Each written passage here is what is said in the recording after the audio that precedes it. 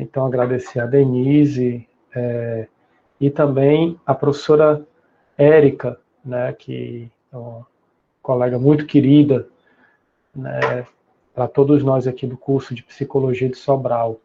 Bom, então, já apresentando aí os nossos convidados, né, a professora Érica Atten Gonçalves de Araújo Costa, ela é psicóloga, mestre e doutora em Educação Brasileira pela Faculdade de Educação da UFC, e ela é docente do Departamento de Psicologia da UFC e do Programa de Pós-Graduação Profissional em Psicologia e Políticas Públicas da UFC em Sobral. Ela é membro do Vieses, que é um grupo de pesquisa e intervenção sobre violência, exclusão social e subjetivação, e do LabGreen, que é o Laboratório de Estudos de Relação Infância, Juventude e Mídia, e coordena o projeto de extensão Maquinarias, né?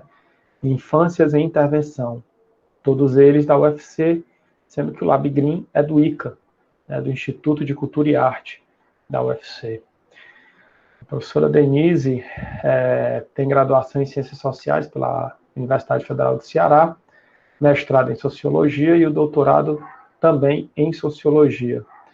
Ela é professora da Universidade Federal do Ceará, colaboradora do mestrado em Saúde da Família e também é professora do mestrado em Políticas Públicas, né, do colegiado e também dá aula nos cursos de Odontologia, Medicina e Música e nas licenciaturas interculturais indígenas. Mas sua origem institucional é na psicologia, né, no curso de Psicologia Sobral. E aí aqui também com a gente vai estar a Ritinha, que é coordenadora do projeto Polifonias, além dos nossos bolsistas, né, que conseguem fazer com que isso aqui tudo rode. Então, agradecer a todos eles. E, bom, Polifonias é um projeto que faz com que a gente discuta assuntos, temas que são eminentemente acadêmicos, mas com uma linguagem, com uma pegada mais do dia a dia, né, para aproximar as pessoas desse conhecimento que às vezes a academia deixa por trás dos muros e que não chega no nosso grande objetivo, que é a sociedade como um todo. Então, eu queria dar aí as boas-vindas e agradecer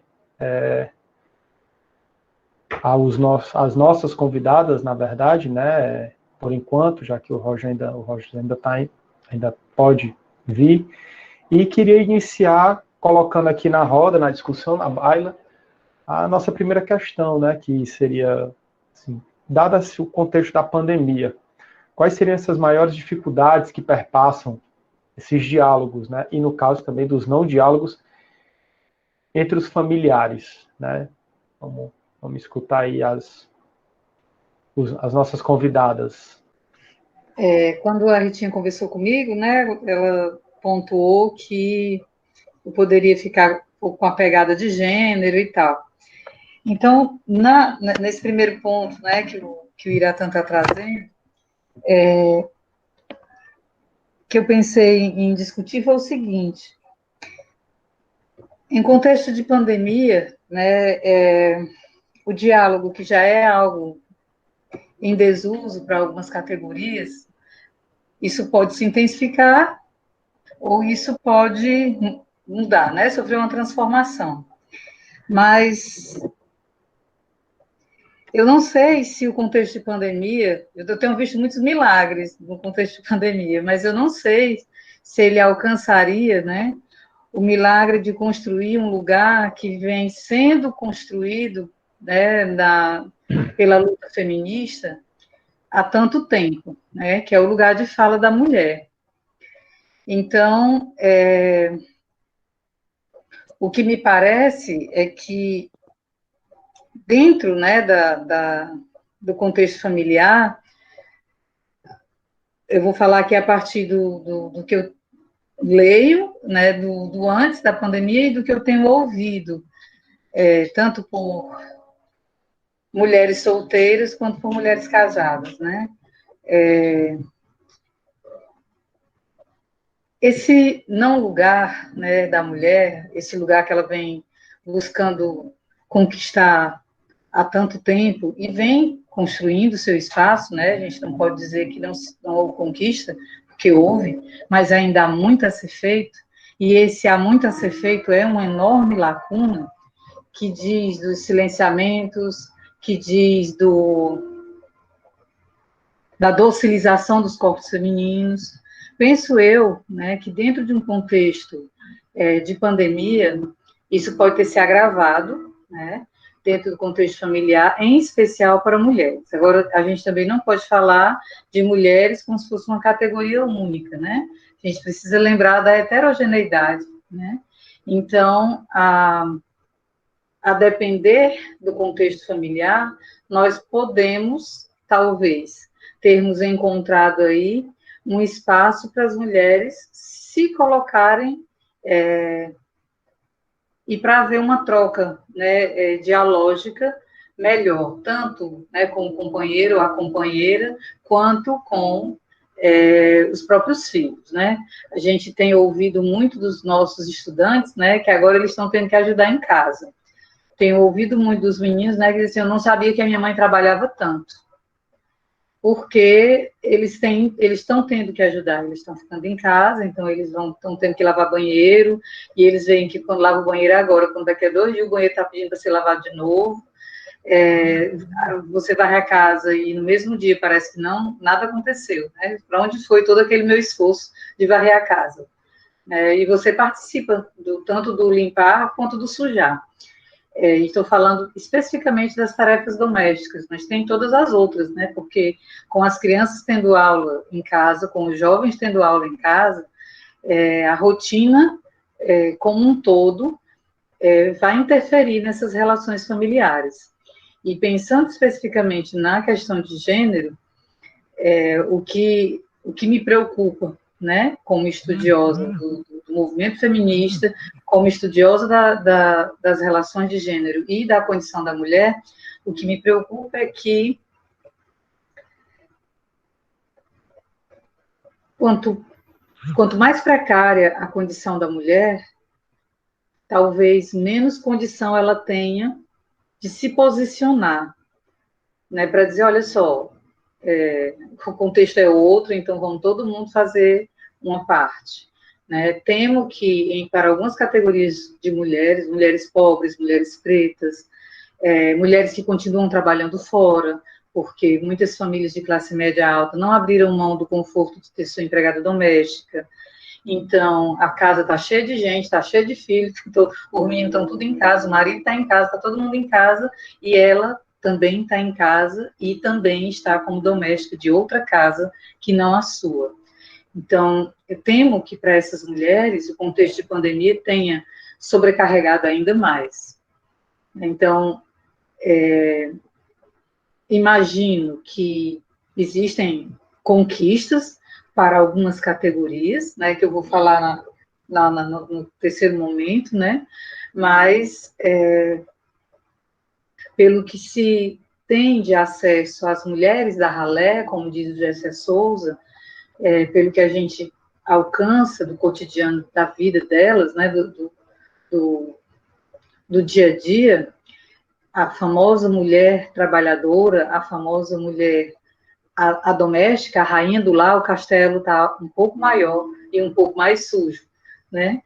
Do ponto de vista do trabalho doméstico mesmo. Fora outras implicações que vão para além da necessidade da força física, né? As implicações psicossociais mesmo, né? De ter que lidar com todas as angústias dos filhos o dia inteiro, de ter que lidar com, possivelmente, né, de acordo com o que eu tenho ouvido, o mau humor do marido, porque perdeu o seu mundo da vida, o mundo de fora, né, também é outro ponto que eu vou falar mais à frente, mas, então, eu imagino que o cotidiano familiar, a depender da condição de classe, de raça,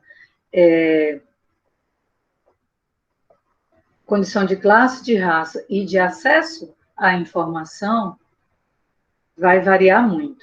Penso que tem, como nós formamos um país de uma maioria de miseráveis, eu imagino que os contextos familiares estão marcados também por essa miséria que já existia antes da pandemia. Talvez tenha só se agravado em muitos aspectos.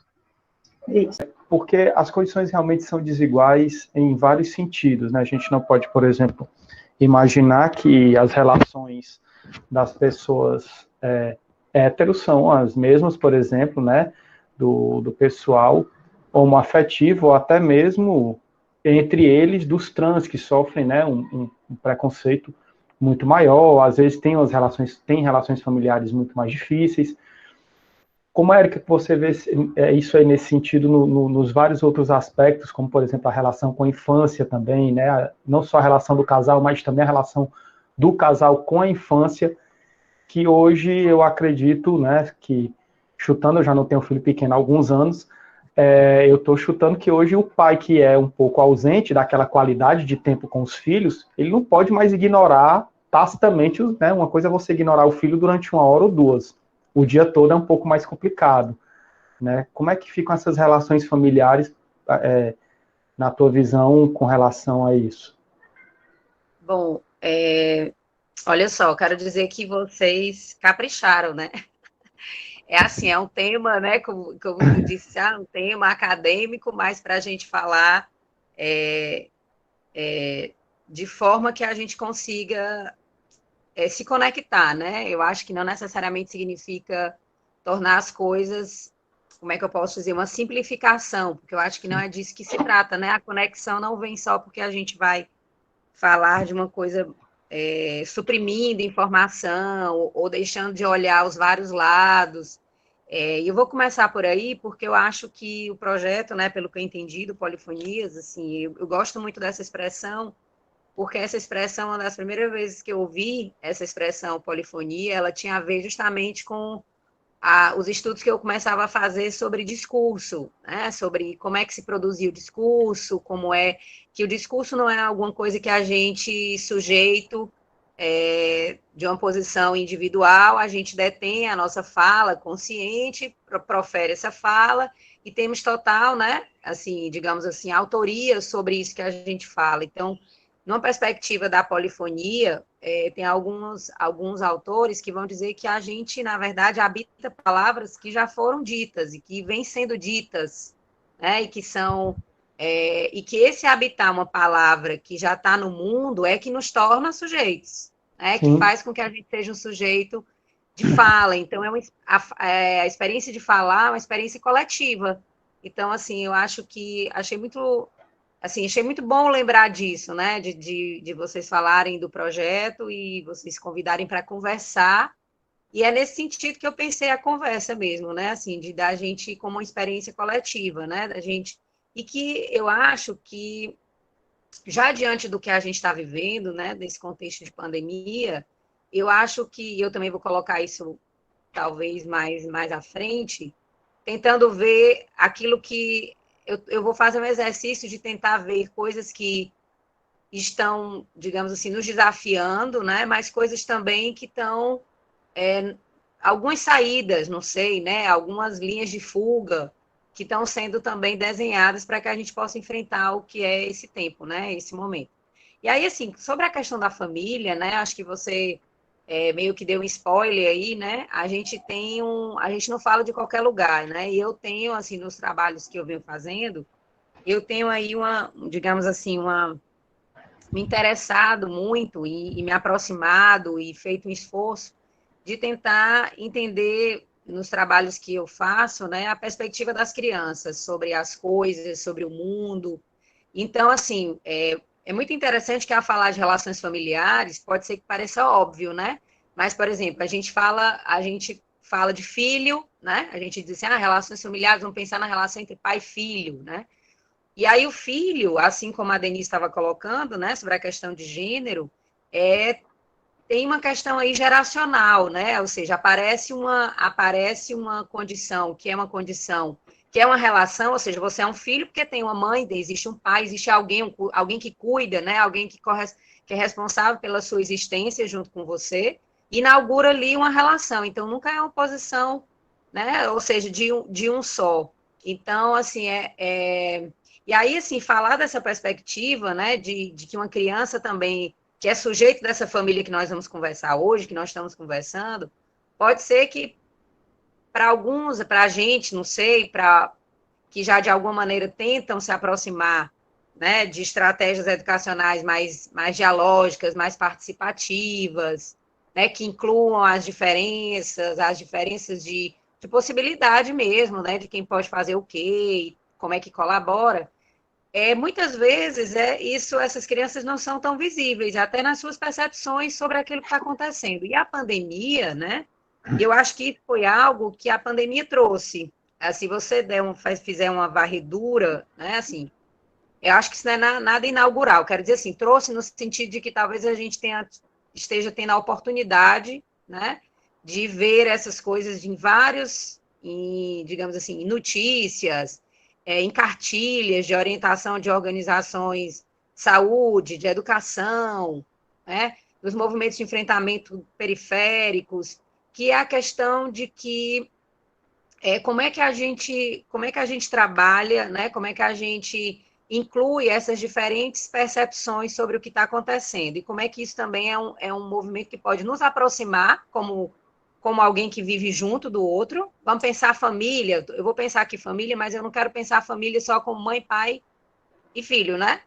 Eu acho que a gente precisa pensar num Brasil que é um Brasil diverso e que tem aí, se a gente pensar nos diferentes marcadores, você vai ter diversos arranjos familiares, né? Então, que uns com mais famílias maiores, famílias numerosas, famílias com mais gerações convivendo juntas, né? Outras nem tanto, né?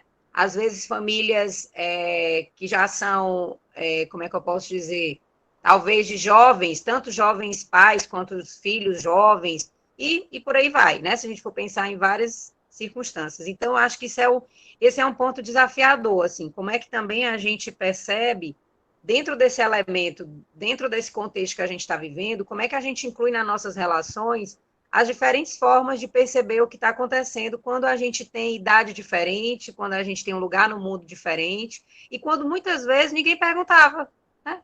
Ninguém dizia assim, e aí, o que você está achando do...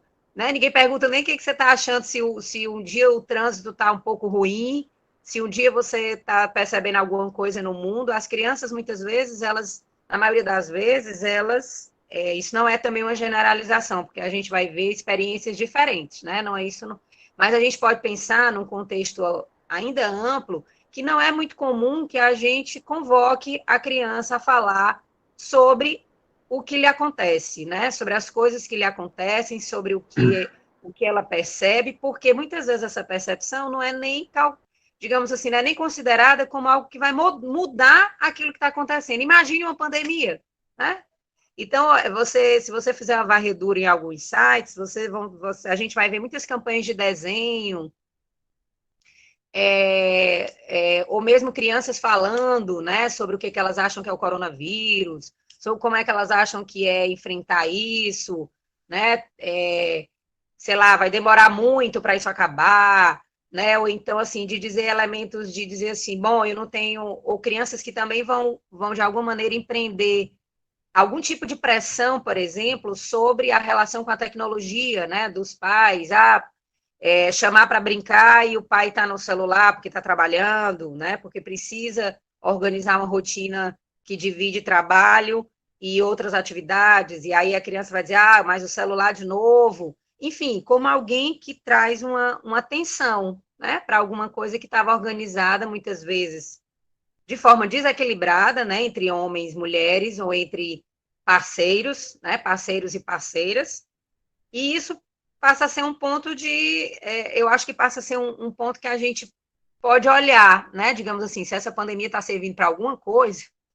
eu acho que é para a gente poder se também, como é que eu posso dizer, a gente pôr a lente, né, e não cegar, e não naturalizar alguns acontecimentos, né, alguns deslocamentos que parecem ser absolutamente necessários e urgentes, né, então, assim, isso se a gente for olhar as experiências em diferentes famílias, né, uma família uma família de uma mulher que tem um trabalho doméstico, como a Denise estava falando, e que ela cuida da mãe, né? Como você vê também, e ela vai ela cuida de crianças menores, de netos, né? Ela acompanha a vida de filhos jovens, ela cuida de uma mãe, de um marido, enfim, que é uma família muito maior, num espaço muito pequeno, onde não há digamos assim, onde a gente não vê uma política de interesse para preservar a vida dessas pessoas. Então, assim, falar de relações familiares, né, de tensões, eu não queria dar essa conotação, e eu nem acho que é por aí que vai, uma conotação muito, como é que eu posso dizer, familiarista mesmo, ou então privatista da situação, né? Relações familiares não é só aquilo que acontece entre quatro paredes, porque isso que se sustenta, né, como um laço entre as pessoas, precisa como é que eu posso dizer, precisa de uma possibilidade, né? Ou seja, a gente não vive num lugar se a gente não tiver cuidados como é que eu posso dizer, cuidados, uma série de cuidados que são mais amplos, né? Se eu tenho um lugar onde eu moro, se esse lugar onde eu moro é seguro, né? Se eu tenho alguém que preserva e que respeita o horário que eu trabalho, como é que eu vou me locomover na cidade, né? Então, assim, eu acho para a gente também não pensar que é só uma questão, digamos assim, mais nuclear, né? Eu acho que a família, inclusive, se a gente for pensar numa ótica mais, pensando mesmo politicamente esses arranjos familiares, você vai ter, a gente poderia pensar que a gente tem um país, né,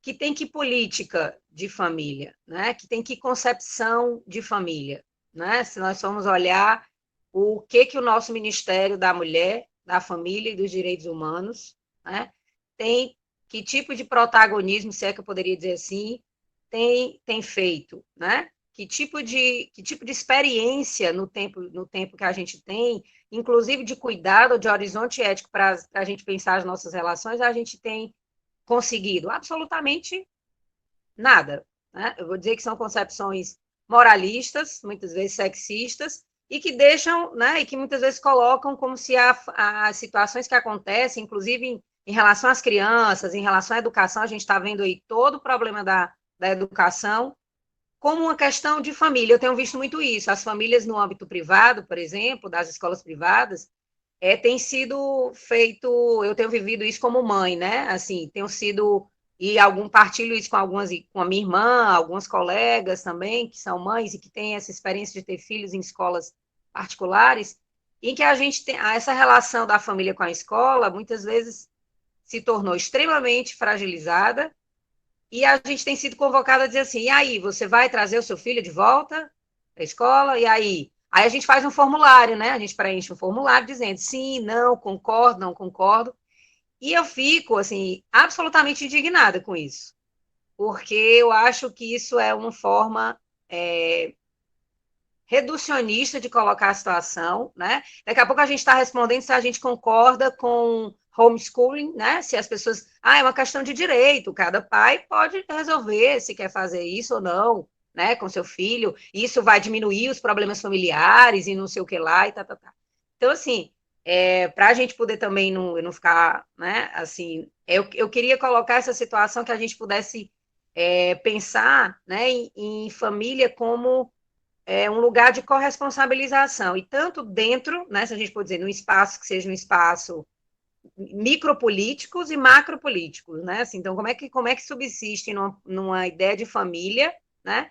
Práticas de cuidado que vão se revelar micropoliticamente, às vezes nas nossas casas, ali nos nossos acordos menores, mas também que dependem de uma visão maior, né? Que dependem de estruturas, de iniciativas de cuidado, de preservação da vida, de lutas, que inclusive têm sido empreendidas, sobretudo, na educação, as mulheres, não são as mães de escolas públicas que estão indo lá para as rodas de conversa discutir, né? Sobre a qualidade da escola, como é que a escola vai receber seus filhos, enfim. Para começar, eu acho que eu vou ficar por aqui. Muito bom. Eu não sei se nesse cenário de pandemia, Érica, os pais, no final das contas, vão querer homeschooling, né? Assim, a escola dentro de casa. Eu, de repente, acho que eles vão começar a abandonar essa ideia porque eles estão vendo que ser professor não é tarefa fácil, né? Mas, e como a Denise falou... Mas existe uma tensão aí, né? Porque também essa questão não se coloca igual para todo mundo, né? Assim, do mesmo, Claro. é a mesma coisa que a gente está sofrendo no âmbito da universidade pública, né? Então, assim, digamos assim, construir um modelo viável para o nosso momento agora, em absolutamente significa que nós, pelo menos eu acredito, né? Que nós, professores, estamos assinando com uma afirmativa, um cheque em branco da mudança de um modelo ou de uma forma de fazer a educação superior no país. Então, esse é o problema, né? Tudo que vem sendo decidido agora é um cheque em branco. Você assina o cheque em branco e aí, né, a gente não pode simplesmente achar que, né, não atentar para isso. Né? E eu não consigo, assim, ter, como a Denise disse, né, tem alguns milagres acontecendo aí na pandemia, eu vejo que tem algumas pessoas, sim, se destacando por bons atos, mas eu não sei se a gente pode dizer que as relações, de uma forma geral, estão melhorando, né? A gente também está tendo várias surpresas bem desagradáveis. Eu queria saber do Roger, assim, como fica, Roger, essa situação, dado esse contexto familiar, dentro da tua experiência, principalmente aí do pessoal que você acompanha, né, que o Rogers é especialista em gestão de pessoas e é supervisor do Núcleo de Diversidade Sexual da Coordenadoria de Direitos Humanos de Sobral, secretário de Homens Trans e coordenador do FONATRANS, né, que é setorial LGBTIQA+, do Núcleo Popular. E eu queria saber como é que assim, na tua vivência, do teu acompanhamento, como é que fica essa relação, né, de diálogo dentro desses contextos familiares que, como a Erika e a Denise colocaram, são diversos, né, na sua configuração, na desigualdade, que o Brasil é um país extremamente desigual. Então, eu acho que é mais ou menos disso, sabe? De tipo, dentro dessa pandemia, a gente não ficou isento dos problemas que acontecem dentro da nossa própria casa, né? Mas antes eu vou voltar assim, umas 50 casas para começar o contexto, né, de falar sobre pandemia e relações familiares, com um enfoque também na população LGBT. Primeiro, eu sou historiador, né, para além de muitas coisas, e eu gosto de pensar que o que é essa conceituação, afinal, de relações familiares, né? Quando foi que se começou a pensar nisso e o que foi que se deu para a gente pensar que hoje a família seria um pai, uma mãe e filhos, né? Acontece que desde os primórdios, né, aliás, desde antes de Cristo, a gente tem aí períodos onde a gente tem a figura masculina e tem a figura feminina, e sim, eu estou falando de pessoas cisgênero, e esses grupos foram se organizando baseado em dois pontos interessantes, que era a força e a caça. Então, os primeiros grupos, né, começaram com essas lideranças masculinas. A partir disso, eles tinham força e eles tinham a capacidade da caça, enquanto que a mulher é como se fosse, não fosse legal e não fosse uma coisa virtuosa, ela dava a luz, e aquilo acabava deixando ela mais suscetível, mais frágil, mais vulnerável, enfim. E isso foi reforçado dentro da história durante muitas eras. Eu não estou falando de 10 anos, de 1000 anos, de um século, mas eu estou falando de várias gerações, porque isso vem a se tornar muito forte com o período dos hebreus, que foi quando surgiu realmente a palavra patriarca, né? E foi quando surgiram os grandes patriarcas, e a mulher realmente assume, infelizmente, um papel de inferioridade. E eu estou trazendo isso, aí fica aquilo, Roger, mas tu está trazendo isso por quê?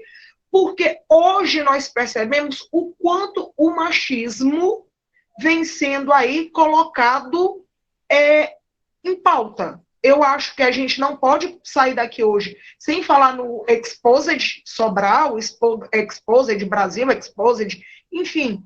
Por quê? Porque foram atitudes machistas, foram atitudes violentas, e a gente precisa sim denunciar isso. E esse machismo, como eu estou dizendo, ele é estrutural e ele vem de longas e longas datas.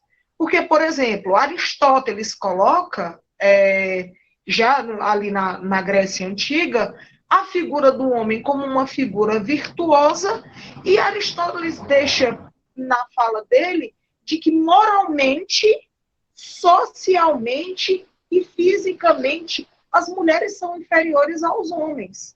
O que as pessoas não sabem e o que a história não conta é que Aristóteles era amante de vários e vários outros homens, né? Trocando em miúdos, Aristóteles era uma maricona, com todo respeito. Mas brincadeiras à parte, né? Brincadeiras à parte, Aristóteles, na verdade, tinha amor por outros homens, fazia sexo com outros homens, e aí não deixa de ser uma forma de depreciar a figura feminina. Não deixa de ser um jeito de ter a figura feminina como uma figura que não faz parte, ou como uma figura que não acrescenta, ou como uma figura que não pode ter lá as suas virtudes. E, infelizmente, a gente percebe que as relações familiares ainda se ligam muito nisso, de um papel masculino, de um papel de um homem, que é o provedor da casa, que é o mantenedor da casa, enquanto cabe à mulher a responsabilidade de cuidar da casa e dos filhos. Roger, isso é tão, realmente, Grécia Antiga, isso é tão Idade Média, mas ainda acontece. Infelizmente, a gente ainda encontra esses casos na nossa sociedade. E isso vem se acentuando quando a gente se vê, né, dentro de quatro paredes, convivendo aí há mais de 3 meses com as mesmas pessoas. Então a gente pensa, os índices de violência diminuíram? Não, eles aumentaram. Os casos de violência doméstica estão sendo denunciados.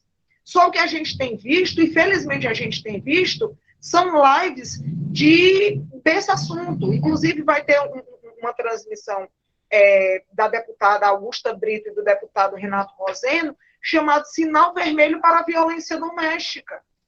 Por quê? Porque, infelizmente, esse quadro dessa figura dita masculina, né, superior, é como se ele tivesse o direito de humilhar, ou sei lá, de ser uma figura que está oprimindo essa mulher dentro de casa. Então, quando a gente fala sobre isso, a gente precisa colocar gênero, a gente precisa colocar esses papéis. Porque, Roger, mas isso acontece com a comunidade LGBT também?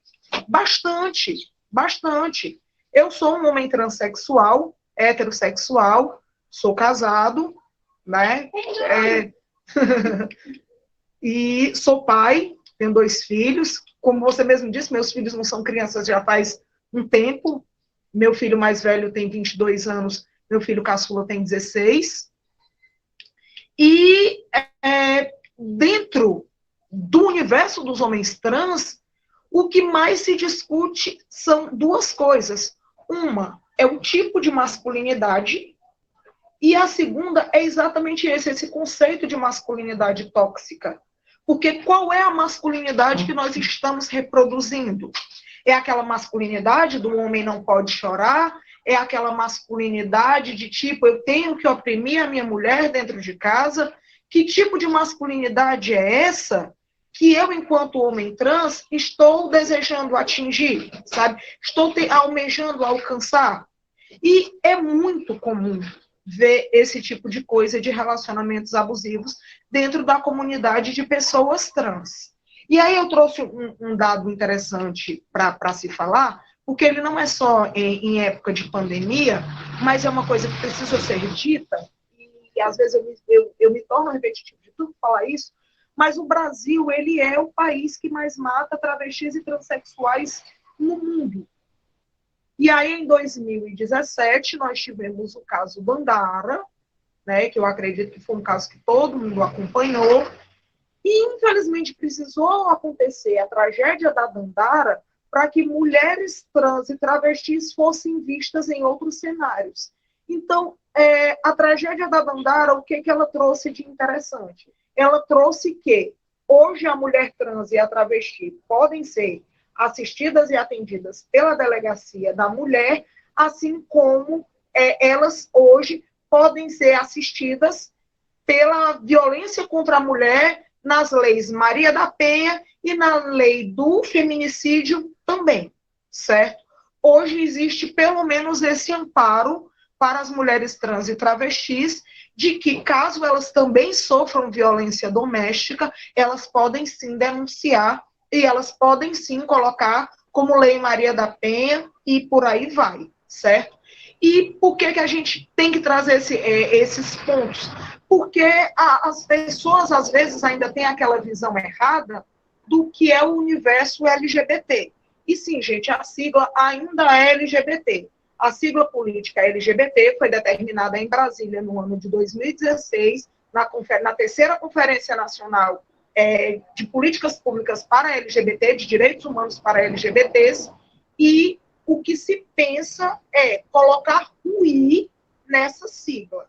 O Conselho Nacional de Psicologia é que pensa nas demais letras, tipo no Q, tipo no A, e aí hoje é muito comum a gente ver esse LGBTIQ, LGBTQ+, LGBT, mas a sigla política ainda é LGBT, compreendendo lésbicas, gays, bissexuais, travestis, transgêneros e transexuais. Dentro do campo transexuais, mulheres trans e homens trans, certo? Mas aí as pessoas ainda têm aquela visão de que LGBT é bagunça.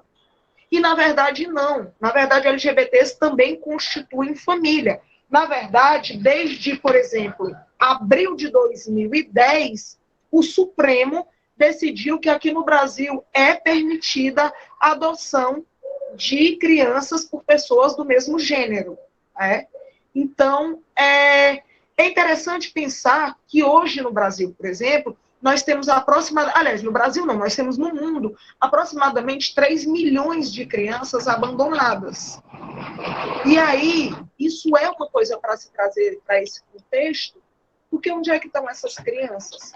Estamos nós discutindo sobre nossos filhos. Meu filho está aqui em casa. Meu filho é aluno da rede pública, meu filho é aluno da rede estadual de ensino, né? Mas meu filho está em casa. Meu filho, a mãe dele já está pensando como é que vai ser a retomada da volta às aulas e tal. Mas e essas demais crianças? E aí, quando essa criança se torna, infelizmente, aquele adolescente que roubou o celular do meu filho, eu vou chamar ele de ladrão, de bandido, de uma série de coisas e vou me esquecer completamente da falta de oportunidade que essa criança teve. E aí, quando um casal LGBT adota uma criança, ele é vítima de, por exemplo, do Estatuto da Família criado pelo pastor Marco Feliciano, eu não vou lembrar o ano, que ele foi presidente da Comissão da Família, onde isso era abominável. Sendo que existe um estudo norte-americano que diz que crianças adotadas por LGBTs são crianças que têm 60% a mais de chances de sucesso na vida. Então, trazer esse tema, né, de relações familiares, família, e pensar nas famílias LGBTs, é também pensar sobre isso. É também fazer essa análise dos preconceitos que essas famílias que querem muito esses filhos também sofrem e o percalço que elas passam até chegar nesse ponto, até chegar nesse processo. Porque o processo de adoção aqui no Brasil também é um processo dificultoso, demorado, moroso, certo? E que, como eu falei, o Brasil é um país extremamente LGBT-fóbico. Então, nós temos um caso de, por exemplo, um adolescente de 14 anos que sofreu uma agressão na escola por ser filho de pais homoafetivos. Então, tudo isso são questões para a gente fazer essa análise de será que essa pandemia diminuiu esses índices de violência? Será que essa pandemia traz essa reflexão de que pessoas LGBTs também são pessoas que convivem socialmente, que pagam imposto e têm todo o direito, sim, de serem pais, de serem mães? Sabe? Então, eu acho que eu deixo para vocês também essas reflexões e que a gente vai voltar a conversar, claro, e voltar a discutir sobre isso. Mas, a priori, é trazer essa angústia, sabe? De pensar não só nessas pessoas LGBTs que desejam muito uma família, mas que existe todo esse processo de dificuldade da constituição dessas famílias, e também pensar nesse outro lado, dessas crianças que estão aí, dessas crianças e adolescentes, que estão aí com o Estatuto da Criança e Adolescente completando 30 anos, mas que não são direitos que são efetivados de fato, né? A gente comemorou semana passada, exatamente na semana passada, há 8 dias atrás, os 30 anos do Estatuto da Criança e do Adolescente. Mas será que as crianças e os adolescentes estão tendo esses direitos de fato, né? E como é que a gente dos direitos humanos se posiciona diante disso? Então, são questões bem delicadas, são questões que a gente sai realmente refletindo sobre, mas que é a sociedade que a gente vive. E como eu falei, infelizmente a gente vive numa sociedade que vem de uma origem patriarcal, heteronormativa, cisgênero, branca e cristã. Então, longe de mim questionar a religiosidade, jamais, até mesmo porque eu cresci num berço cristão, fui coroinha quando eu era criança, mas a gente vem dessa sociedade, e tudo que foge dessas normativas acaba sendo desconhecido, estranho, e por isso a palavra preconceito, porque as pessoas pegam essas preconcepções e jogam em cima disso.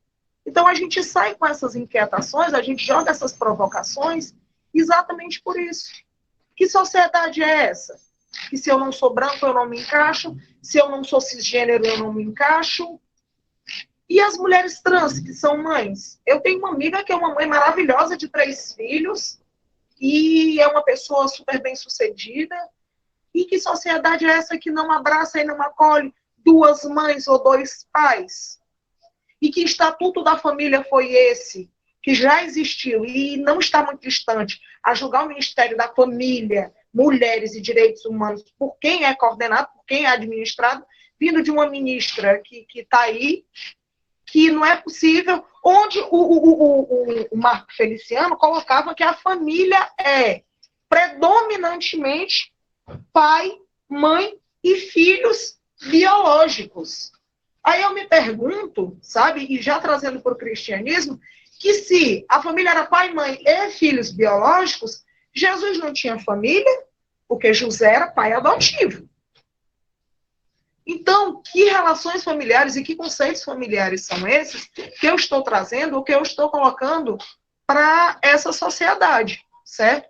Como é que eu também penso essas relações, como é que eu também vejo essas relações no cenário que nós estamos hoje, num cenário de pandemia, num cenário de declínio político, num cenário de desestrutura, mas, acima de tudo, num cenário extremamente conservador, que elegeu um presidente por conta dos valores e da moral da família, né? Então, é mais ou menos esse um primeiro momento, uma primeira análise que eu queria deixar para vocês. Pode deixar a câmera ligada. Chega a ser até absurdo comentar sobre a legalização da possibilidade de adoção, né? Assim como, por exemplo, do matrimônio, né? Ou da união estável, porque se uma pessoa hétero tem esse direito, não existe nem o que se discutir, né? É um direito, o nome já está dizendo. E aí o Rogers falou, inclusive, uma coisa bem interessante aí, que eu queria te escutar, Denise, que é sobre essa questão do machismo, né? Assim, a pandemia diminuiu, esse homem repensou esse papel dele, né? Como é que você acha que isso chega para você também, que, né, estudou essas relações de gênero, como é que você acha que isso chega nessa situação de pandemia, onde as pessoas, né, onde a circulação está muito restrita, onde o nosso convívio social está muito restrito, né? Assim, como é que se apresenta esse machismo, né, nesse contexto? Olha, Ira, quando fala de machismo, a primeira frase que me vem à cabeça é de uma das minhas informantes na minha tese de doutorado, trabalhei com 8 mulheres de classe média alta, né? E das 8, 7 eram viúvas, mas as 8 falavam de seus casamentos como gaiolas. As 7 disseram, né, que a dança as libertou dessa gaiola, que ainda estava casada, continuava presa na gaiola. Mas teve uma que foi impressionante como a metáfora da gaiola atravessou o discurso delas. E teve uma que foi além, né? Ela disse: eu vivia, quando eu era casada, eu vivia numa gaiola de ouro que eu não podia abrir. Era uma gaiolinha encantada. Era muito iluminada, muito bonitinha, mas eu não podia abrir. E uma outra que sofreu muito, né, uma das histórias mais dolorosas, ela disse que a gaiola dela era enferrujada.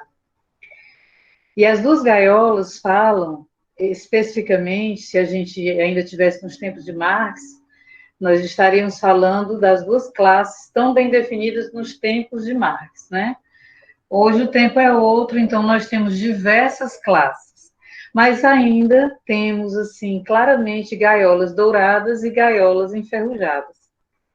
Então, pensar o machismo nesse contexto, francamente, eu imagino que as mulheres de segmentos favorecidos estão com suas gaiolas douradas ainda mais infernais, e as mulheres de gaiolas enferrujadas estão comendo mais ferrugem. Porque eu não acredito que a pandemia seja, o contexto da pandemia seja o suficiente para esclarecer, não gosto do termo conscientizar, mas por falta de outro, conscientizar criticamente esses homens dentro desse perfil que o Roger acabou de definir, né? Não que não exista, né, o machismo em outras raças, mas conforme coloca o pensamento decolonial, a matriz colonial do poder é construída por homens brancos, héteros, cristãos, né? Mas a gente não pode esquecer que a matriz colonial do poder formou também os homens negros, os mestiços, os indígenas, com quem eu tenho contato e percebo muito machismo também, excessivamente, né? Até às vezes me parece que o colonizado assume tão bem veste tão bem a camisa do colonizador que consegue fazer pior. Então, penso que no contexto de pandemia, as gaiolas douradas e enferrujadas, vou usar uma expressão do Durkheim, né, na obra... Denise, do oprimido que acaba virando opressor, né? Exatamente. Ele admira, né? Como ele não é educado para refletir, ele é educado para copiar, então ele quer ser o opressor. Já nos ensinou Paulo Freire, né? Eu vejo isso demais nas comunidades indígenas, demais. Outro dia, 2 meses depois que tinha começado a pandemia, a gente estava aqui em casa num churrasco, né? E meu companheiro estava fazendo churrasco, minha mãe estava fazendo outra coisa, eu estava fazendo outra coisa, meu filho estava fazendo outra coisa, todo mundo com a função. Aí, na hora, não fui eu que liguei, foi essa minha amiga indígena que ligou uma chamada de vídeo, né? Aí eu mostrei o que todo mundo estava fazendo, todo mundo tinha uma função e tal. Ela falou para o companheiro dela, né? Aprende, viu? Aprende que cada um tem que fazer uma coisa e tal. No dia seguinte, ela me fez um vídeo aí disse assim: preciso ligar mais para ti. Em momentos que vocês estejam aí com as tarefas tudo divididas. Olha que coisa linda. Em 15 anos de casamento eu nunca tinha visto isso. Aí mostrou a pessoa lavando a louça. Aí, quando eu quase fico feliz, ela diz assim: olha, lavando a minha louça. Aí eu disse: mas é só você que come na casa? Só você suja? Aí ela, não, ele também. Eu disse, por que você acabou de dizer a minha louça? Aí ela, para você ver, né? Até a gente acaba sendo machista com a gente. Lavando a nossa louça, eu tenho que repetir isso para mim mesma, ela falando para mim, eu tenho que repetir isso para mim mesma, porque eu, às vezes, peço para ele lavar, me ajudar a fazer alguma coisa, eu sempre peço por favor, como se ele estivesse me fazendo um favor, né? Ela fazendo essa narrativa. Desde 2011 que eu estou em contato com os povos indígenas e os amo de paixão, mas eles são extremamente machistas, tanto mulheres quanto homens, né? Então, a pergunta do Ira, né? A minha visão é de que esse contexto não melhorou, pelo contrário, ele acirrou o conflito, em especial porque os homens machistas, e a gente precisa pensar que o machismo também é heterogêneo, né? Tem o homem machista que é um estuprador, mas você não pode dizer que todo machista é um estuprador, né? Tem o homem machista que é um galanteador, que tem seu lado romântico e faz amor divinamente bem, mas ele é um machista, né? Então a gente precisa ter essa leitura heterogênea do machismo, mas sem esquecer que ele é sempre opressor, que há sempre, né, abuso quando há machismo, sempre, e que esse homem machista, historicamente, tem um costume que a pandemia tirou dele. E aí é onde as coisas se complicam. Que, como coloca o Roberto da Mata, o mundo da casa foi designado à mulher, que o Roger trouxe aí a origem disso tudo, né? E o mundo público, o mundo do trabalho, o mundo da rua, é o mundo do homem. Sem esquecer que é esse homem hétero, etc, etc, etc. Todo normativo. E esse cara todo normativo agora está tendo que se conformar com o mundo da casa. Não é à toa que os números do Covid apontam que o número de homens infectados é maior do que o número de mulheres. Obviamente, eles estão tendo mais dificuldade de ficar dentro da bolha chamada casa. Para muitas mulheres, o que vai mudar é a sobrecarga que vai aumentar. Mas ficar restrita ao mundo da casa, isso especificamente não terá sido tão doloroso. Mas também o que apontam as estatísticas é que a violência doméstica, que o Roger também trouxe, aumenta gradativamente. O que tem, obviamente, a ver com a relação de opressão causada pela relação machista, com o biopoder, né, que faz da mulher, onde nós construímos essa relação. Eu não gosto de colocar faz da mulher, que parece que ela é só o objeto no percurso histórico, né? Mas é um sujeito ativo, mas não podemos esquecer que é um sujeito ativo numa relação de opressão. Então, tem seu corpo tratado como objeto para o uso do desfrute masculino, tem seu corpo docilizado pelas relações biopolíticas, né? E, por outro lado, seu companheiro, pensando, estou trabalhando aqui com as relações hétero, né? Eu não tenho propriedade para falar das relações homoafetivas, mas o Roger já trouxe isso muito bem, né? Que a violência doméstica acontece nos mais diferentes lares familiares. Mas pensando nessa relação tradicionalmente heteronormativa, os homens são aqueles que têm que exercer a força, e muitas vezes eles vão exercer a força em cima de um corpo que é dito frágil, em cima de um corpo que é dito submisso, e que deve servir a ele. E agora que ele não tem a amante, que ele precisa abrir mão, não podemos esquecer que o Brasil tem números alarmantes, né, no que diz respeito ao adultério, em especial o masculino, então ele tem que abrir mão da amante, porque ele não está podendo sair, ele tem que abrir mão do bar, ele tem que abrir mão do jogo, ele tem que abrir mão da pelada, né, do futebol, da sinuca. Em algum lugar ele vai vomitar a sua fúria. Infelizmente, como disse uma das minhas informantes na minha tese de doutorado, eu era a privada onde ele vomitava. Então, isso, uma mulher de classe média alta. Pensando que pobreza, raça, pensando que condições precárias fazem o sujeito vomitar mais, então, usando a analogia da minha informante, as privadas da periferia estão cheias, porque eu penso que o machismo só exaltou ainda mais os seus espinhos.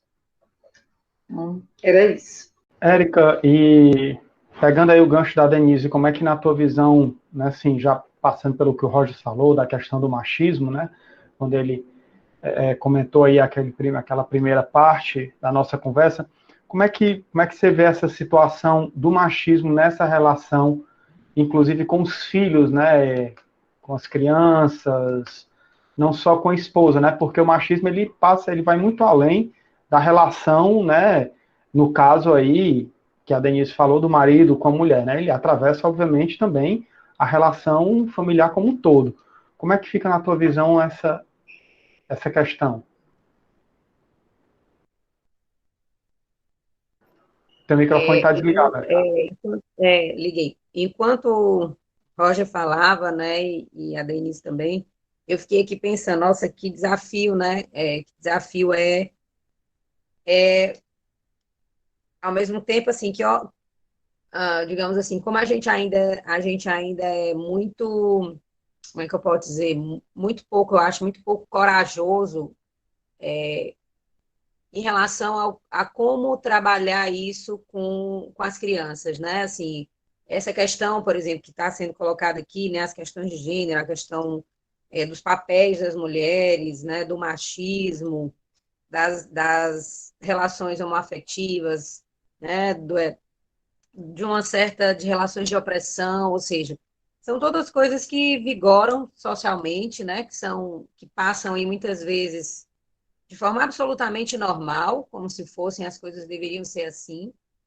E assim, no meu trabalho com crianças, eu não gosto nem de dizer que eu trabalho com crianças, porque eu acho que não se trata disso. Assim, nós convivemos juntos a partir de um grupo que se construiu, né, numa ocupação aqui na cidade de Fortaleza. É um grupo bastante especial, bastante heterogêneo, com crianças, meninas, maior parte meninas, meninos também, né? Mas tem muitas meninas.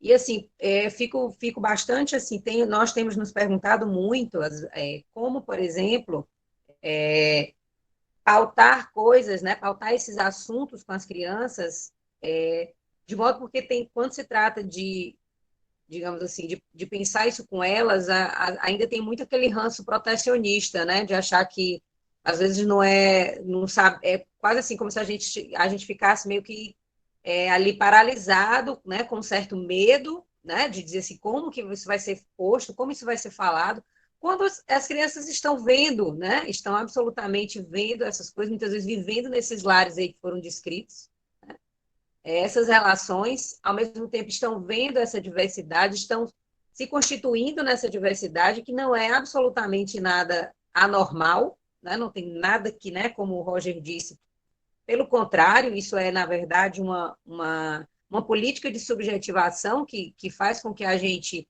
tome isso como algo atípico, anormal, isso não, né? E a gente precisa resistir a essas formas de entendimento. E aí, lá o que a gente muitas vezes acontece, por exemplo, a gente percebe, isso antes da pandemia, né? Assim, esses lugares de meninas e meninos. Muitas vezes as meninas tinham que sair, às vezes elas vão junto com uma irmã menor ou um irmão menor, cuidando do irmão menor. Elas vão brincar, elas são liberadas para passar o sábado de manhã conosco, mas quando a gente vê, e é por isso que o grupo também tem crianças maiores e menores, porque elas vão acompanhadas dos irmãos que elas estão responsáveis por eles, né? Então, são as meninas que estão responsáveis pelas irmãs menores e pelos os irmãos menores, né?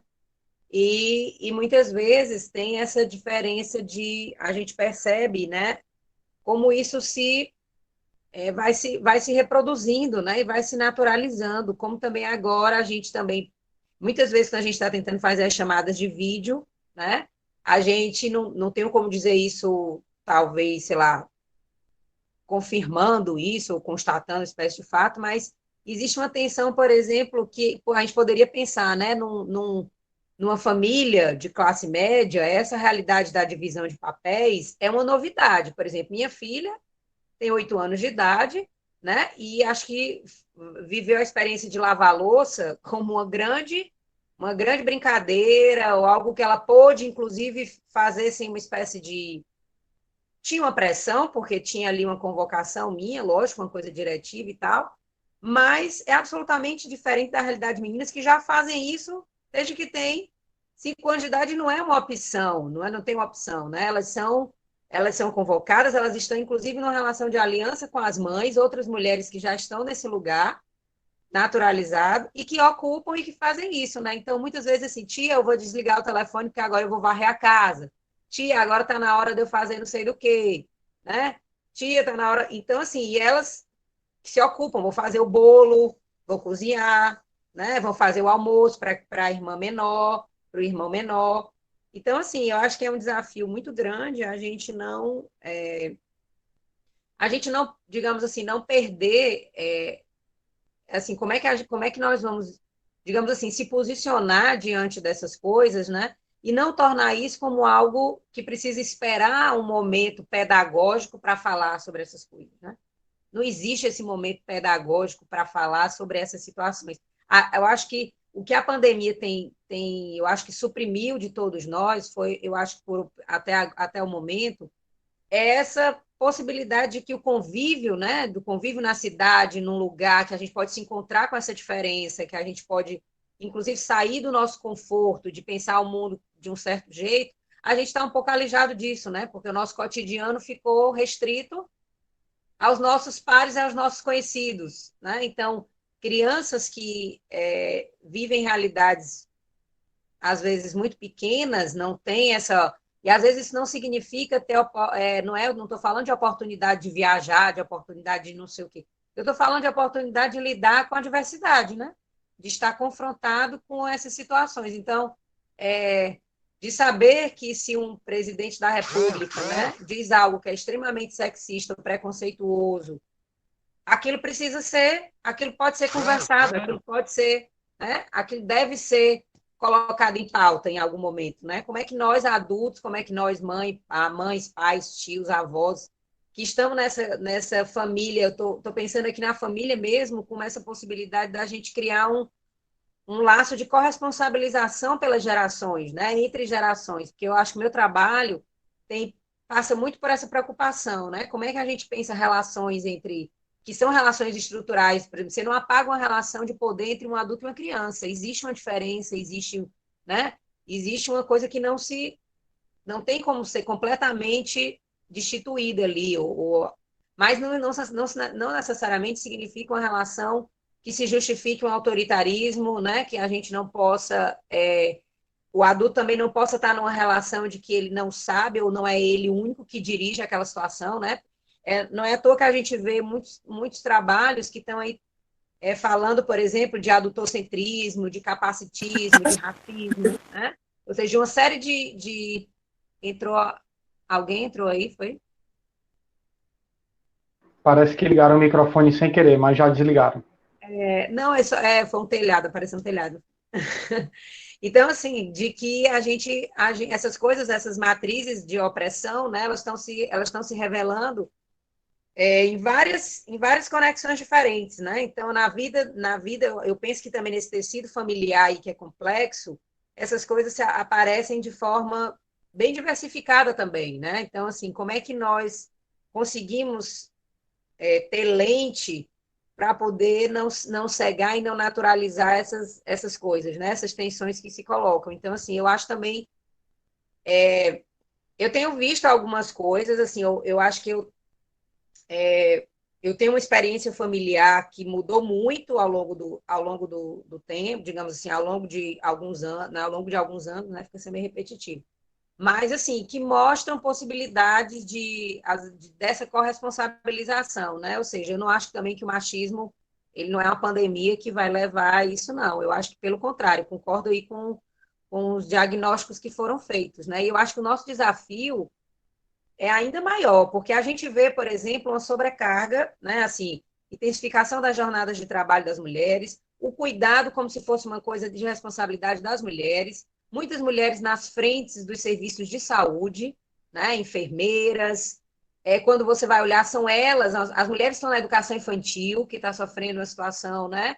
Que tem aí muitos desafios pela frente, a maior parte são mulheres, mulheres que têm filhos pequenos, portanto, têm duplas jornadas de cuidado, e a gente vai, e as coisas vão se, né? Ou seja, e a gente se pergunta, e por que é tão oneroso para as mulheres exercer isso, né? Por que uma mulher que se demonstra um pouquinho cansada ou irritada está dando um piti, né? Tá fora de si, está completamente, né? Que é agressiva, que se coloca de uma forma mais contundente, tá louca, né? Ou tá furiosa, porque foi que aconteceu, né? E a gente não vê do outro lado, né? A gente não vê absolutamente essas coisas divididas assim. Então, eu acho que tem muita coisa para a gente conversar de fato, tem muita coisa para ser, digamos assim, para que a gente bote a boca no mundo mesmo, né? E eu acho que, como a Denise colocou, é interessante você, que às vezes a gente tem mania de dizer assim, bom, uma conduta machista, né? Quando a colega dela diz assim, eu sou machista comigo mesma, né? Às vezes a gente reproduz essas situações e vai se colocando nesses lugares e vai aceitando e vai, né? Por exemplo, uma coisa que a gente no ensino, na universidade, né? A gente ainda vê muito, né? Nós somos, por exemplo, quando nós mulheres temos filhos, né? E a gente vê esse mundo desse produtivismo acadêmico, né? Quem é que sofre a maior repercussão disso? São as mulheres que passam aí alguns anos da sua vida, né? Ali intensificando os cuidados de uma criança que é pequena e que tem uma baixa, né? Sei lá, tem um vácuo aí na sua produção, que é absolutamente tido como não. É isso mesmo, né? É isso mesmo. Essa diferença é uma diferença que, né? Quando a gente vai ver que as condições são absolutamente desiguais, né? E isso nós estamos falando de um grupo, né? Mas e quando isso se revela, né? Em situações, em grupos que são vulnerabilizados, né? Em mulheres que estão passando por situações, por várias opressões, e quando a gente pensa as crianças, né, nessas relações, eu acho que o grande desafio é a gente não se ocupar só, pensar no direito à convivência familiar, o direito à convivência comunitária, que está aí no Estatuto, que está na nossa Constituição, e nós somos um país que tem uma legislação digamos assim, é uma legislação diferenciada, a gente tem um aparato legal que responde, né, que pode chegar, a gente pode lutar a partir dele, mas que a gente vê aí todos os desafios para essas coisas se concretizarem, né? Eu queria depois também colocar, assim, acho que nessa parte das reconfigurações, eu acho que também trazer uma perspectiva de que existem muitas insurgências, né, em relação a isso que a gente está colocando. Eu acho que absolutamente aqui a nossa conversa também pode deixar de trazer os respiros, né? Aqueles que são nessas situações, muitas vezes periféricas, ou mesmo esses lares, né, que são menores, mais abastados, que conseguem dar uma virada, né? E com o que a gente pode aprender. A gente pode aprender a fazer aí empreender algum tipo de reinvenção, né, e deslocamento, para que a gente possa transformar essas situações, porque senão a gente fica absolutamente desesperançoso, né? Assim, fica meio que numa situação de que é preciso aguçar o olhar, é preciso não retroceder, digamos assim, de olhar todas essas facetas, mas ao mesmo tempo, como é que a gente faz para criar estratégias, né? Para dar uma torcida nisso tudo, né? Para onde a gente tem olhado, com que narrativas a gente tem se aliançado, que coisas a gente tem visto, o que a gente tem procurado na internet, né? Que lives a gente tem visto. Eu acho que tem uma coisa que a gente precisa fazer para poder tecer esse mundo de uma maneira diferente, porque senão vai ficar meio sem saída, né? Eu espero que não, né? Que não fique totalmente sem saída. A Clara disse aqui, né? Quando a Denise compartilha uma fala tão emblemática sobre as palavras gaiola e privada, gostaria de saber em qual viés ela construiu sua tese e se já está disponível para pesquisa.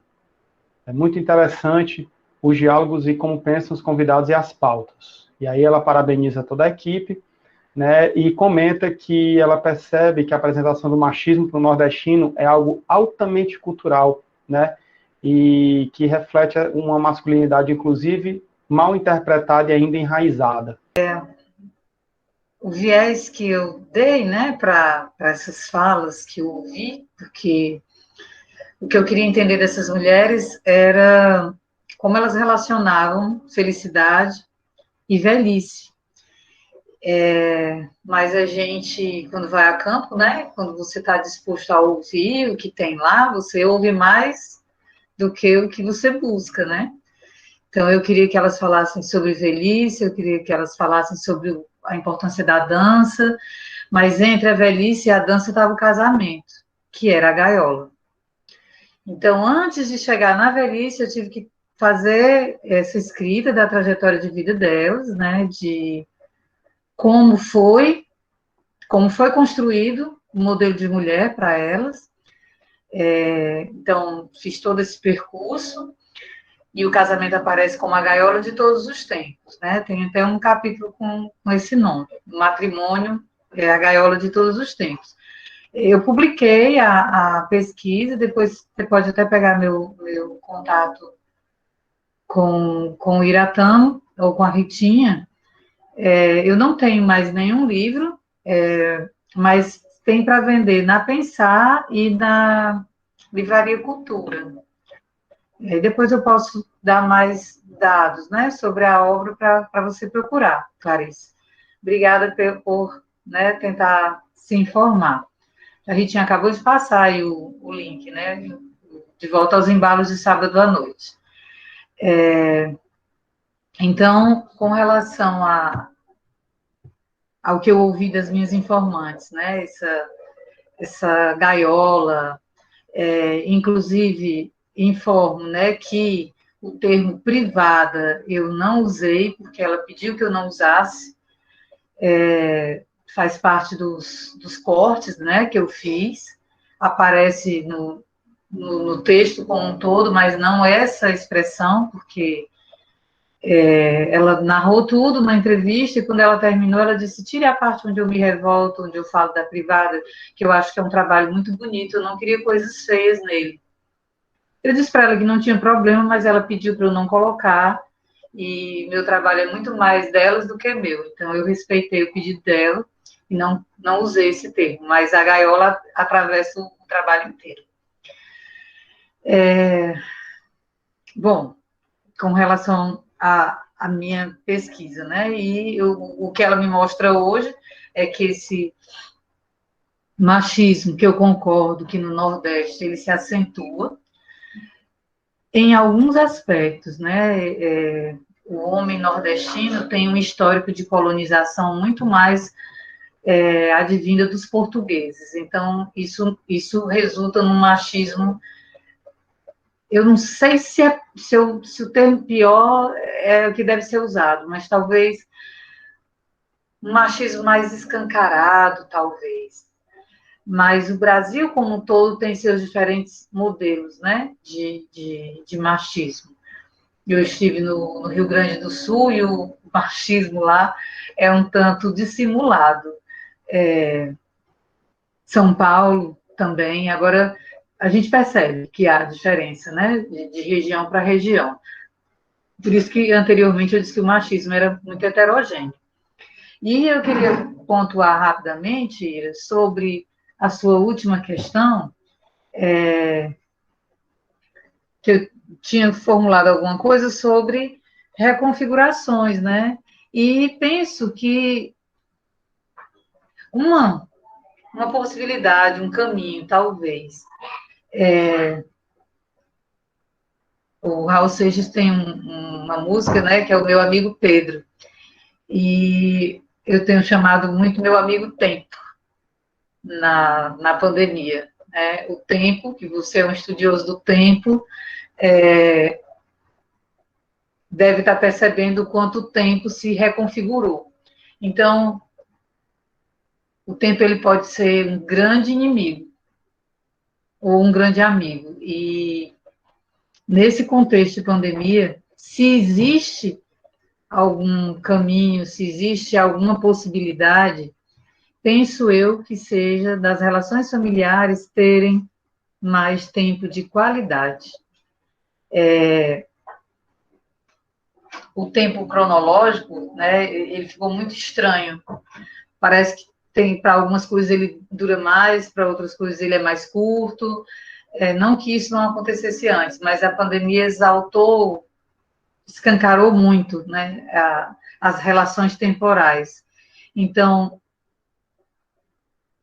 tenho ouvido muito dos estudantes, né, dos jovens, que para uns a pandemia está sendo um inferno na Terra, está dentro de casa com a família, mas tem muitos que encontraram nos pais um acolhimento do sofrimento deles, porque agora os pais deles percebem que ser só estudante não é tão só assim, que o tempo deles é muito sobrecarregado de muita leitura, de muita atividade, os pais ficam escutando nossas aulas e percebem que a coisa não é tão simples assim.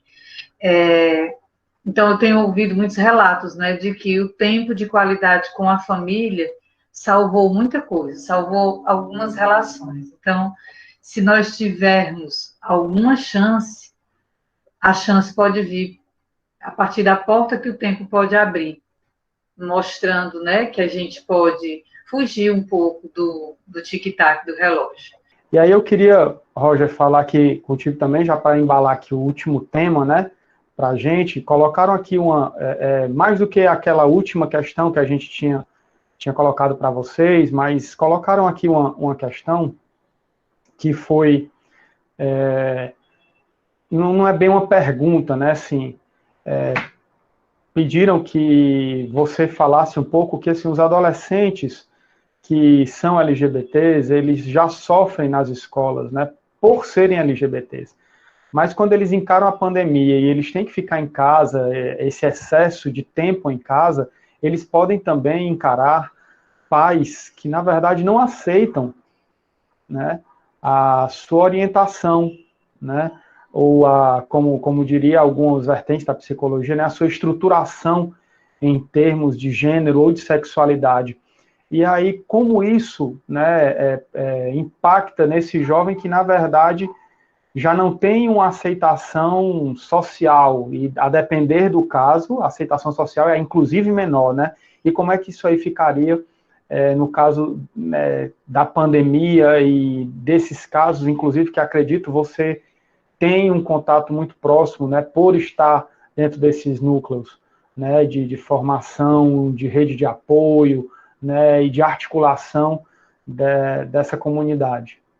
Essa pergunta, ela é extremamente essencial, sabe? Não é, como você disse, exatamente uma pergunta, mas é uma coisa que a gente precisa falar sobre, porque teve um caso recente, né, de uma pessoa, um jovem, um rapaz, um homem trans, que infelizmente, e a gente costuma usar, já que a gente está falando, engraçado, né? A gente está falando de polifonia, mas ao mesmo tempo eu gosto muito de usar neologismos, né? E eu acho que é tudo uma mistura de som, uma mistura de palavras, enfim. Uma palavra que eu gosto muito de usar, e eu sei que não existe de fato, mas que é pensar no seguinte, no suicidamento das pessoas. Como assim, Rogers?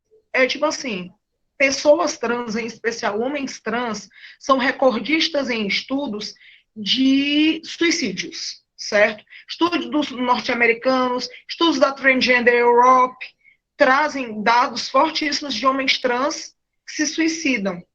Aí fica aquela tensão, eles se suicidam ou eles são suicidados? E aí por que eu estou trazendo isso? 17 de maio, a gente teve o caso Demétrio Campos, que foi um rapaz negro, militante, homem trans, que infelizmente cometeu suicídio.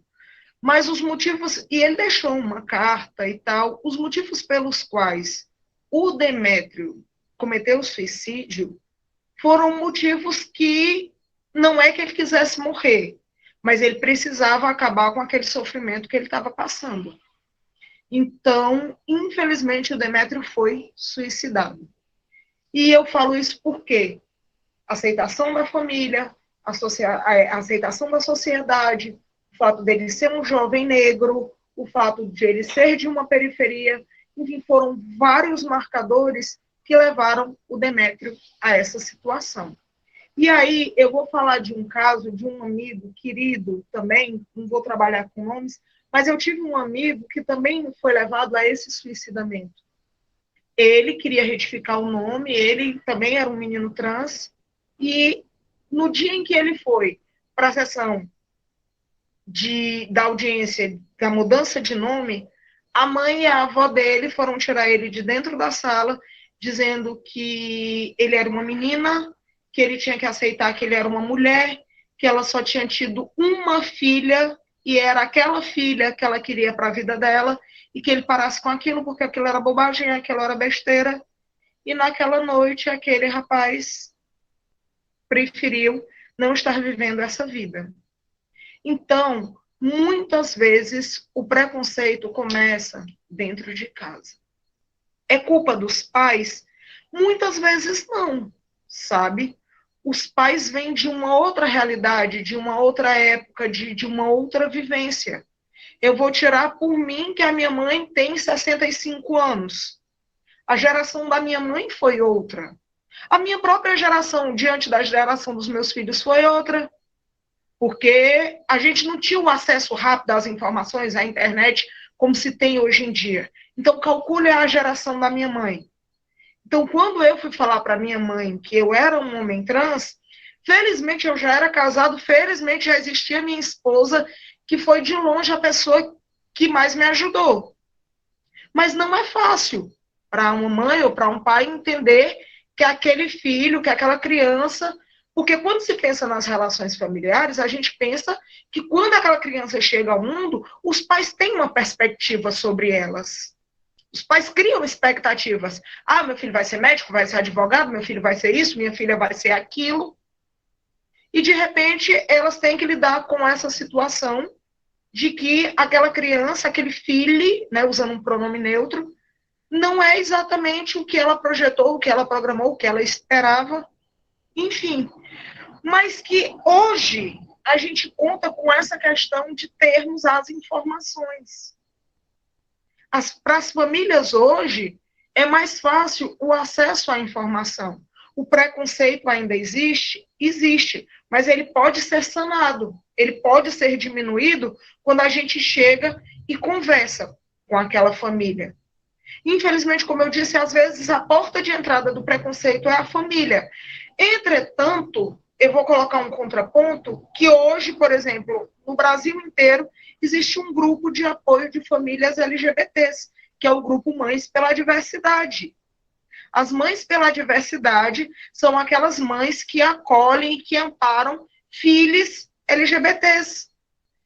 Geralmente são mães de LGBTs, mas que ao mesmo tempo não lutam e não militam só por aqueles filhos, mas por todas as pessoas LGBTs que, inclusive, sofrem preconceito em casa.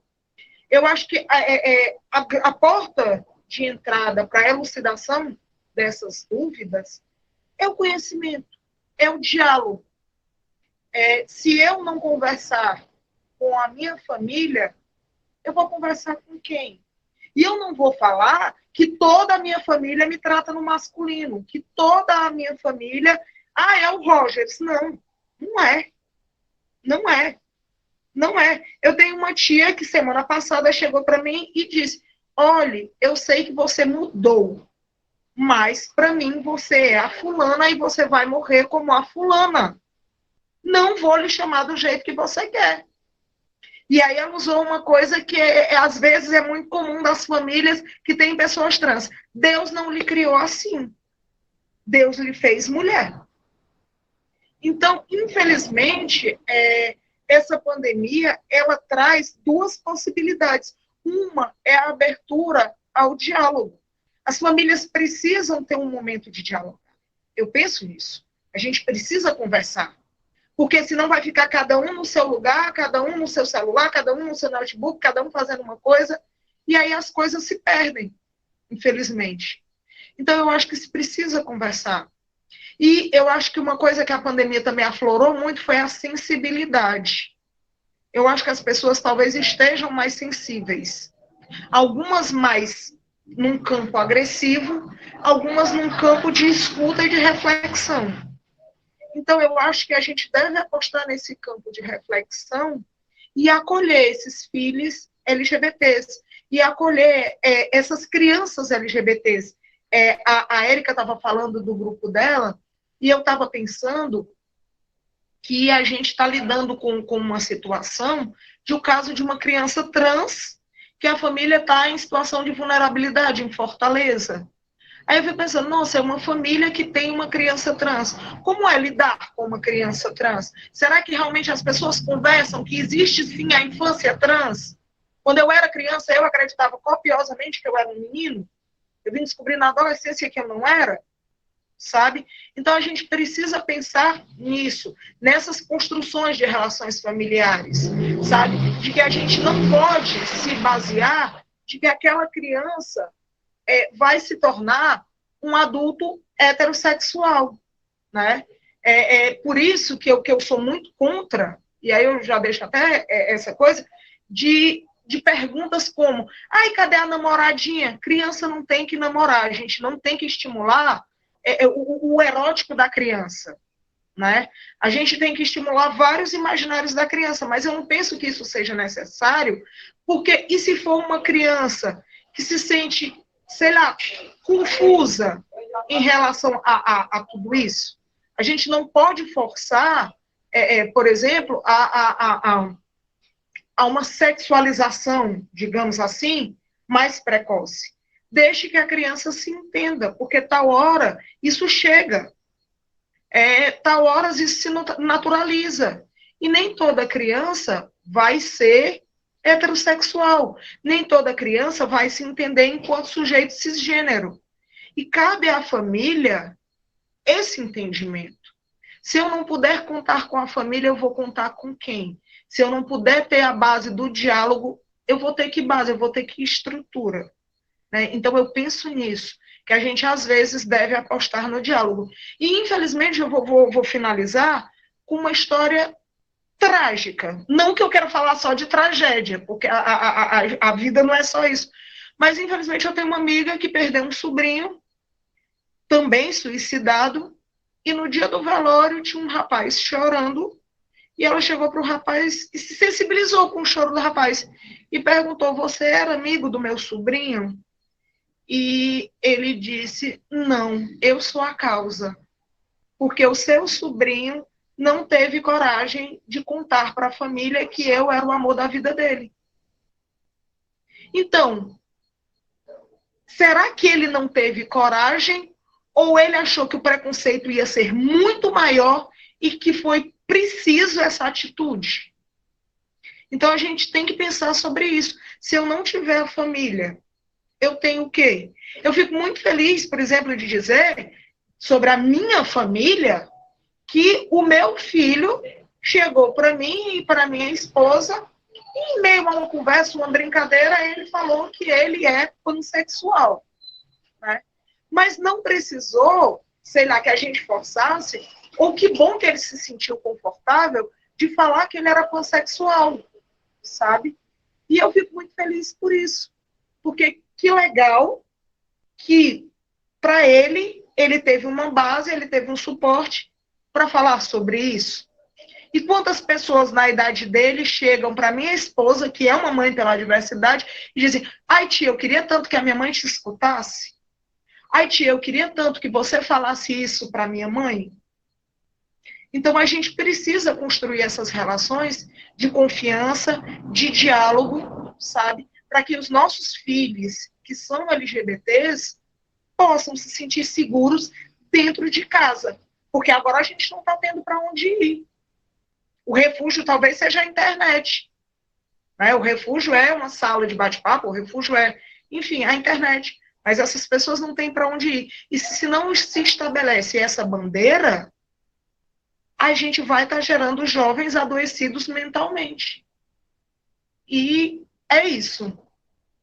É muito interessante a tua fala, Rogers. Eu queria deixar, já que tocou aqui num ponto, né, que inclusive alguém também perguntou sobre como a pandemia e as relações familiares poderiam afetar a questão do suicídio, né, eu queria deixar aqui claro que existe um número para as pessoas que conhecem alguém que estão em ideação suicida, ou que também estão, né, que é o número 188 da CVV, e nós temos também apoios psicológicos, né, nas faculdades, inclusive, com plantões psicológicos, para esse tipo de caso. Mas aí, para a gente concluir, Érica, e embalar tudo, né, assim, eu queria que você falasse um pouco do que o Rogers colocou, que tocou muito a questão, né, da infância, das relações familiares, e também um pouco daquilo que a gente falou sobre essas possibilidades, né, de novos diálogos, de novos contornos de diálogo dentro da família. Como é que você enxerga isso aí? Como é que você acha que isso se insere no momento atual? É muito desafiador, assim, falar eu acho que o mais interessante aqui da nossa conversa é ver esses diferentes pontos de partida, né? Assim, como a conversa vai para um lugar, para lugares que a gente precisa, né? A hora a gente está aparentemente distante, a hora a gente vai conseguindo fazer as conexões, né? Eu me lembro que a primeira live que eu participei tinha também essa história da família, né? Era relações de cuidado entre crianças e eu confesso para você, Iratã, para vocês de uma maneira geral, assim, que eu sempre tendo a escapar um pouco de algo que possa parecer muito normativo, sabe? Muito manual. Eu acho que o Roger coloca coisas muito importantes, né? Assim, sobre a questão do diálogo, de você. Uma coisa que eu tenho visto nessa ideia do diálogo, porque às vezes a gente tem a impressão que o diálogo, ele. Eu acho que o Iratã saiu, será? Saiu aqui da minha tela. Não, estou aqui, Pronto. Érica. Estou aqui. Não, então, assim, que a gente às vezes pode ter uma compreensão, pode imaginar, né, sei lá, de que esse diálogo ele seja sempre algo que vai se dar de forma logo compreensiva de imediato, né, que a gente vai conseguir estabelecer uma comunicação que seja, como é que eu posso dizer, confortável para todos, e às vezes as situações elas são mais difíceis, né? Às vezes o diálogo é exatamente isso, é estar diante de uma situação que a gente se vê na necessidade de falar, né? De que as coisas têm que ser colocadas, de que algum assunto não foi enfrentado, né? De que é preciso dialogar sobre uma situação que envolve, né, um pai e uma mãe que estão em uma situação que precisam decidir algo da vida do filho, ou de uma mãe que precisa de um cuidado, e que a família toda vai se vai se comunicar para poder pensar sobre aquela estratégia que vai acontecer e tal. E nem sempre isso né, de uma forma, nem de uma vez por todas, e nem de uma forma que não seja conflituosa, que não quer dizer que não seja possível, né? Porque aí eu acho que também faz parte você imaginar que você vai viver essas situações num processo, não é algo que vai ser de uma hora para outra. Então, eu acredito que é importante a gente se dar essa oportunidade de enfrentar essas situações, né?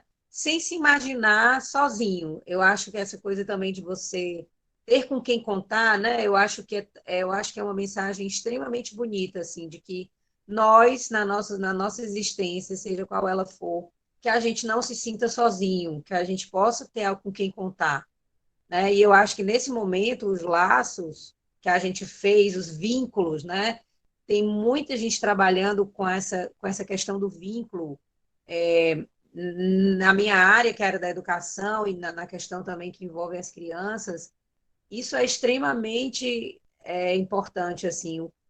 Eu hoje me pergunto, né, assim, o que é que, né, as crianças estão, por exemplo, saudosas da escola, saudosas dos amigos, dos vínculos, né, das relações que foram feitas, e já vi muitas pessoas perguntarem assim, quando acabar a pandemia, será que Porque as crianças pelo menos as crianças que eu convivo, alguns de perto, nem sempre tem essa coisa da franquia do celular, de ligar para um amigo, como a gente liga, né? De participar de uma live aqui, eu estou vendo quantos amigos hoje, né? Já deu para matar um pouquinho a saudade. É diferente, né? Então, do quanto é necessário a gente atentar para essa construção do que nos mantém ligados, né? Do que nos mantém juntos e não necessariamente precisa ser num determinado modelo, né? Numa determinada forma, uma forma específica de como a gente vai fazer. Para alguns, pertencer a uma família significa estar no mesmo lugar, estar todo mundo perto fisicamente.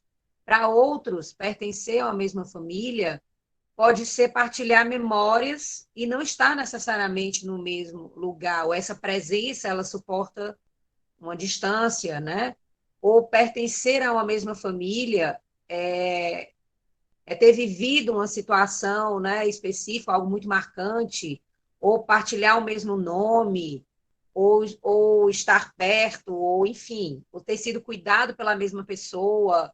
E aí eu acho que isso também é extremamente necessário que a gente escute, né, a diversidade das experiências de cada um, assim, do que a gente vem vivendo. Eu voto também nessa ideia da gente se abrir para o que é o que, assim, digamos assim, o que tem nos desafiado, né? Essas coisas que não têm resposta. Eu acho que estamos num momento em que a gente não tem resposta. Várias gerações estão vivendo, né? Os cientistas não têm resposta, os professores não têm resposta, né? Todos que talvez tiverem isso, não quer dizer que a gente está totalmente em desespero, mas o que é esse lugar de não saber? Será que isso pode nos aproximar de alguma forma? Né? Como é que a gente pode tirar proveito disso, assim, dessa experiência de que estamos vivendo algo que a gente não conhece, que a gente não sabe exatamente como é, mas que nos mobiliza, né? Não nos paralisa, nos mobiliza, cada um a seu modo, né? Qual a memória, eu fico me perguntando assim, quais as memórias que nós estamos construindo juntos nesse tempo de pandemia? O que a gente está deixando? Porque a gente está vivendo e nós estamos construindo pequenas memórias, relatos, né? E eu queria deixar aqui a indicação, se vocês pudessem procurar depois na internet, né?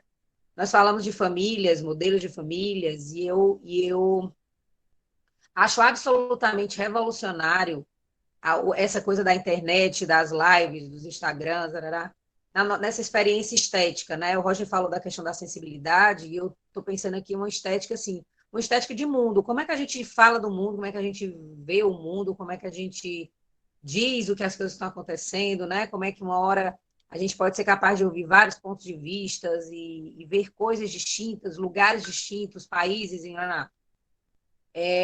com esse acesso que a gente pode estar tendo no momento, enfim.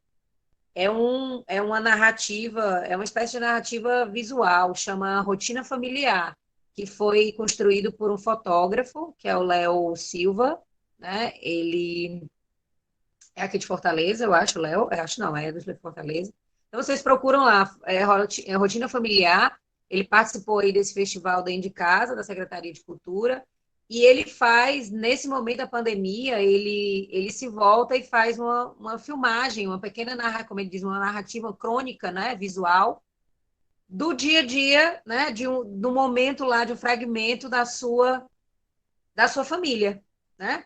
E é muito bonito, vários depoimentos que ele foi dando em várias situações, é isso mesmo, Ritinha, em várias situações de como foi esse processo de criação, junto com a Emily, que é quem faz a direção com ele e tudo, e vocês podem procurar, eles tiverem lives na rádio universitária falando sobre isso, porque eu acho que nem a gente vai glamorizar a pobreza ou a periferia, ou o que é uma situação difícil, né? Mas a gente pode ser desafiado a esticar o horizonte que a gente tem para olhar o que é, né? O que é que cabe nessa expressão, porque o que mais a gente tem falado, né, sobre rotina, no começo era um tal de ensinar a gente a fazer rotina, né, a estruturar a rotina. O Iratã estuda sobre o tempo, né, Iratã? Da história do tempo, da rotina, da importância da rotina, do não sei o que da rotina, e faz isso, faz aquilo, e cola na parede, e cria isso, e cria aquilo. Então, assim, eu acho que é uma experiência interessante de deslocamento, que é o que eu queria colocar assim, se eu pudesse dizer, eu queria que essa pandemia servisse para deslocar a gente, para viver, né, inclusive que em relação às nossas famílias e aos nossos lugares, outras coisas, né, para que a gente possa também acolher, como disse o Roger, né, que a gente possa acolher outras alteridades, né. Eu acho que é isso. Eu não sei se eu ajudei muito, se eu contribuí, mas, enfim, era uma roda, né? Então, é isso aí.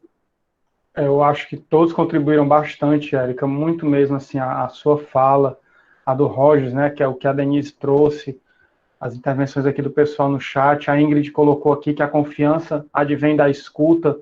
É verdade, Ingrid, e assim, é tão difícil a gente escutar, né? As pessoas falam muito assim que uma competência do século XXI é a comunicação, e as pessoas pensam que comunicar bem é falar bem, é ser articulado. Comunicar bem, antes de tudo, escutar. A comunicação é uma via de mão dupla, né? E se a gente está falando de relação familiar, com quem a gente convive tanto, não escutar é absolutamente absurdo. Eu gostaria muito que a pandemia ensinasse isso para a gente, né? De uma forma um pouco mais permanente e que a gente conseguisse viver mais o presente. A minha esposa estava lendo um trecho de um livro esses dias e ela me comentou que a gente está sempre preocupado no que vai fazer daqui a pouco, né? E nunca preocupado no que a gente está fazendo exatamente agora. Então, eu queria agradecer muito a disponibilidade de vocês. Roger, foi um prazer lhe conhecer, mesmo que virtualmente, certo? Agradecer a participação de todos e reforçar, assim, o agradecimento à Ritinha, que é coordenadora do projeto também, junto comigo, né? E todos os bolsistas que nós temos, que fazem um trabalho, assim, maravilhoso, e sem eles, obviamente, isso aqui não estava rodando, né? Eu gostaria que esses momentos, eles se multiplicassem muito mais pelo que a gente pode promover às pessoas, né, do que para nós mesmos, né? Assim, é engrandecedor para a gente, mas acho que muito mais também para as pessoas que estão aqui compartilhando esses momentos com a gente.